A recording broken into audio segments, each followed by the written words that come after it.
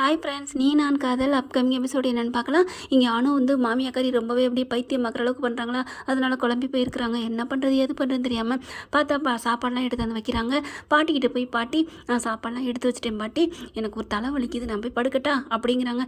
சரிம்மா நீ போய் படுத்துக்க, நாங்கள் போட்டு சாப்பிட்டுக்கிறோம் அப்படின்ட்டு வெளியில் வர போகிறாங்க. இந்த சைக்கிள் கேப்பில் இந்த சுந்தரி என்ன பண்ணுது, அந்த சாப்பாடு பூரா வேகமாக எடுத்து கொண்டு போய் வெளியில் கொண்டு போய் கொட்டிட்டு தட்டு பாத்திரத்தில் வேகமாக கொண்டு போய் கிச்சனில் போட்டுருதுங்க. பார்த்தீங்கன்னா இங்கே பாட்டி மெல்ல எந்திரிச்சு வராங்க. வந்து பார்த்துட்டு எங்கே சாப்பாடு வச்சுருக்கேன்னு சொன்னால் சாப்பாடை காணோம். சுந்தரி சுந்தரி என்னத்த அப்படின்னு, என்னம்மாம்மா அப்படின்னு வடிவேல் வருவாங்க இல்லையா, அந்த மாதிரி வருது இந்த சுந்தரி சூர்பனாக. என்னத்த அப்படிங்கிற சாப்பாடு அணு எடுத்து வச்சுட்டேன்னு சொல்லிட்டு சொன்னால் வந்தால் உன்னையுமே காணுமே. ஐயோ அப்படியா, அணு அணு அப்படிங்கிறாங்க. அவள் தலைவலிக்குதுன்னு சொன்னா எழுப்பாத.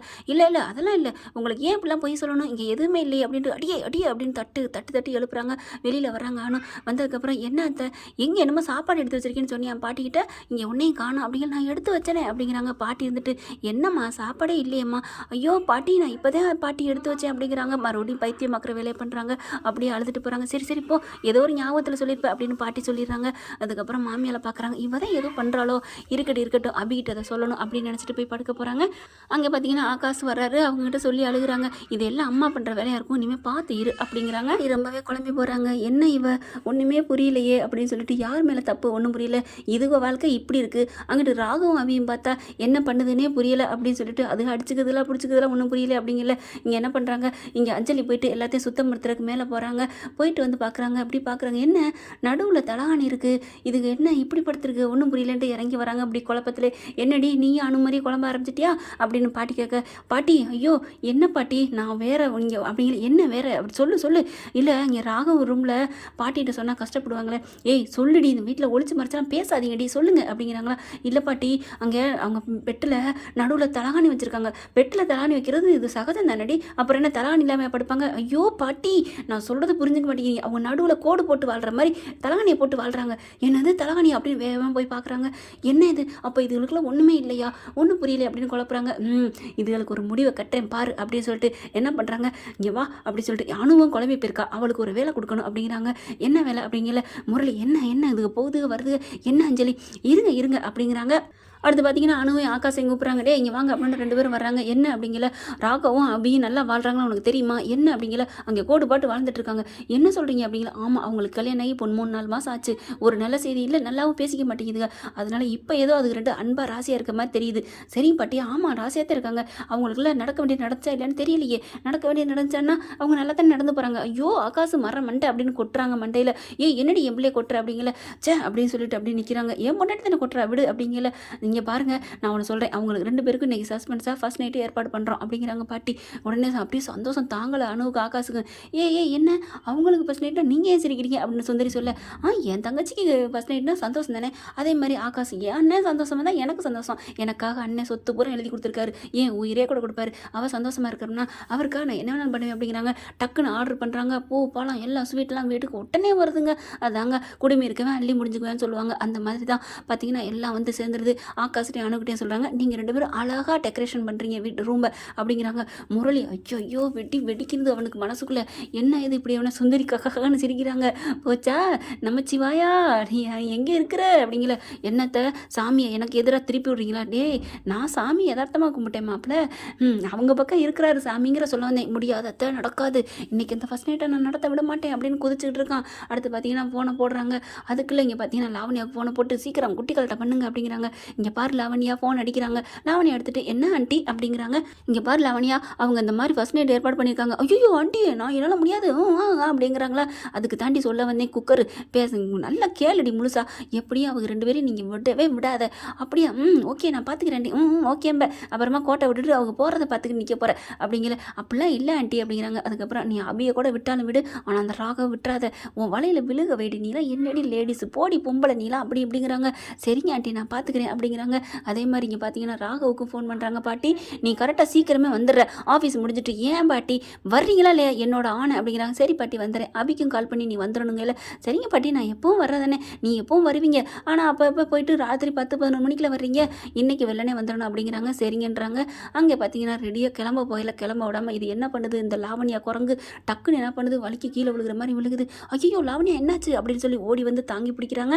அபி என்ன பண்ணுறாங்க, என்னது வேணுக்குன்னு விழுந்த மாதிரி இருக்கே இருக்கே, ஒன்றும் புரியலையே அப்படிங்கிறதுல ராகவ் பார்க்குறாங்க. ராகவ் விடுங்க, நான் பார்த்துக்கிறேன், இது லேடிஸ் பிரச்சனை. ஐயோ அம்மா அப்படி இடுப்பு வலிக்குதே, இடுப்பு வலிக்குதான், அங்கே நீங்கள் சுளுக்கு எடுக்க முடியுமா, நான் பார்த்துக்கிறேன் அப்படிங்கிறாங்கன்னா சொன்ன கையோட ராகவ் ஐயோ அப்படின்னு சொல்லி ஒதுங்கிக்கிறாரு. லைட்டாக அப்படியே சுளுக்கு எடுத்து விட்றாங்க, நல்லா எடுத்துகிட்டு வராங்க.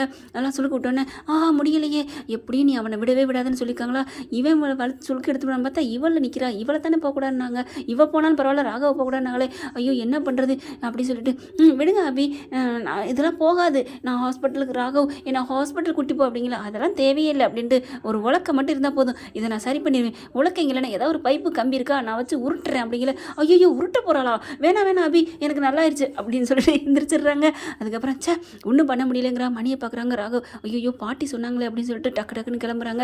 அபி இருந்துட்டு ஆமாம் பாட்டி என்னையும் வர சொன்னாங்க, ஏன் என்னவா இருக்கும் ஒன்றும் புரியலையே அப்படின்னு சொல்கிறாங்க. சீக்கிரமே வரணும்னு சொல்லிட்டு வரையிலே கொஞ்சம் இருட்டிடுது. டக்கு டக்குன்னு வேகமாக வர்றாங்க. வந்த கேட்ட பாட்டி ஏன் பாட்டி வர சொன்னீங்க, ஏன் வர சொன்னேங்கிறதெல்லாம் மேலே ரூமுக்கு போங்க தெரியும் அப்படின்னு சொல்லிட்டு உள்ளுக்குள்ளே போயிட்டு வேகமாக கதவை சாத்திடுறாங்க. உள்ளுக்கு போக சொல்லிடுறாங்க. கதவை சாத்தலை, உள்ளுக்கு போய்க்கங்க அப்படின்றாங்களா. இங்கே முரளி எறிகிறான். ஐயோ என்ன பண்ணுறதுன்னு புரியலையே, இந்த பாட்டிக்கு சும்மா இருக்காதா, இவளுக்கு பொங்க வைக்கணும் பாயசம் வைக்கணும் அப்படின்னு நினைக்கிறான். இங்கே உள்ளார போனவங்களுக்கு அப்படியே ஒரே அதிர்ச்சி, இன்ப அதிர்ச்சி. என்னது என்ன டெக்கரேஷன் இருக்குது, நம்ம ரூம்பா இல்லை வேற ஆள் ரூம்பா, இன்னும் ஃபர்ஸ்ட் நைட் ரூம்குள்ளே வர மாதிரி இருக்குது, உண்மையிலே இது ஃபர்ஸ்ட் நைட் ரூம் தான் மக்கு பாருங்க அப்படிங்கிறாங்க அபி. உடனே பார்க்குறாரு, ஆமாம் ஐயோ இதெல்லாம் யார் இவ்வளோ அழகாக பண்ணியிருக்காங்க, அப்போ பாட்டியோட வேலை தானா, ஒன்றும் புரியலையே அப்படின்ட்டு உடனே அபி அப்படின்னு பார்க்குறாங்க. என்ன என்ன என்ன ஒரு மாதிரியாக பார்க்குறீங்க, இல்லை அழகான பொண்ணு, சூப்பரான அழகான டெக்கரேஷன், இவ்வளோ அழகாக அப்படி டெக்கரேஷன் பண்ணியிருக்காங்க, இந்த மூடிலே உன்னை நான் அப்படியே கட்டி பிடிச்சி முத்தம் கொடுக்கணும் போல தோணுதே அப்படிங்கிற பார்க்குறாங்க. உள்ளுக்கு இருந்துட்டு ஐயோ அப்படின்னு சொல்லிட்டு அனு ஆகாசம் அப்படியே மேலே எந்திரிக்கிறாங்க வேகமாக. ஐயோ அனு அக்கா என்ன குட்டி பாஸ் என்ன உள்ளுக்கு இருந்து வரீங்க அப்படிங்கிறாங்களா. இல்லை டெக்கரேஷன்லாம் பண்ணணுமா, பூ வாசனை அப்படியே தூக்கிருச்சு, உங்கள் அக்கா கூந்தல்லையும் கொஞ்சம் பூ வச்சேன், அப்படியே அல்வா திங்கணும்னு ஆசைப்பட்டா, கொஞ்சோண்டு திருட்டு கடை அல்வா சூப்பராக இருக்குன்னு சொல்லுவாங்க இல்லையா, இது திருட்டு கடை அல்வா நல்ல நான் திருட்டி திங்கிற அல்வான்னு சொல்ல வந்தப்பா, திருட்டி திங்கிற அல்வா, அதனால் அப்படியே உங்கள் அக்காவுக்கு கொஞ்சம் கொஞ்சமாக ஊட்டி விட்டுட்டு இருந்தேன், நீங்கள் கெடுத்துட்டீங்க அப்படிங்கிறாங்க. ஹலோ மேடம், என்ன சார் ஃபர்ஸ்ட் நைட்டு எங்களுக்கு ஏற்பாடு பண்ணியிருக்காங்க, இப்போ உங்களுக்கு கொண்டாடலாம் பார்க்குறீங்களா அப்படிங்கிறாங்க அபி. அதுக்கப்புறம் பார்க்குறாங்க, எப்படியோப்பா கொண்டாடுங்கப்பா, யார்ப்பா வேணாண்டா அப்படிங்கிறாங்க. என்ன ராகவண்ணா, டே பாட்டி ஏதாவது பண்ணியிருக்குன்னு ஏன்டா அப்படின்ட்டு. சரி இதெல்லாம் யாரா அப்படி அழகாக அலங்காரிச்சது, நாங்கள் தான் அப்படிங்கிறாங்க. சூப்பராக அலங்காரம் பண்ணியிருக்கடா, இந்த அலங்காரத்துக்கே சீச்சி ஒன்றும் இல்லைடா அப்படிங்கிறாங்களா. அண்ணே வாய் வரைக்கும் வந்துருச்சு, சொல்ல மாட்டேங்கிறீங்க, சரி அதிகாலை சேலை சொல்லுமடி மிச்சத்தை நாங்கள் அப்புறம் பார்த்துக்குறோம் அப்படின்னு ரெண்டு பேரும், வா நம்ம நந்தி மாதிரி இருக்கக்கூடாது அப்படின்னு சொல்லி ரெண்டு பேரும் ஓடுறாங்க. நம்மளும் ஃபர்ஸ்ட் நைட்டு கொண்டாடுவோம், நம்ம மட்டும் என்ன முதுமையா, நம்மளும் இளமையான தம்பதி தான், வாடி தங்கம் இதெல்லாம் பார்த்துட்டு எனக்கு மூடாயிடுச்சு அப்படின்னு சொல்லி கூட்டி ஓட இங்கே ராகம் அப்படியே உட்காடுறாங்க. உட்காந்துட்டு இதெல்லாம் பார்க்கல உனக்கு என்ன தோணுது, எனக்கு ஒன்றுமே தோணலை அப்படிங்கிறாங்க. ஏன் இப்படி சொல்கிற அப்படிங்கல, மனசார ஒன்று சேரணுங்க, அதுதாங்க உண்மையான தாம்பத்தியம், கரெக்ட் நீ சரியாக சொன்ன அப்படிங்கிறாங்க.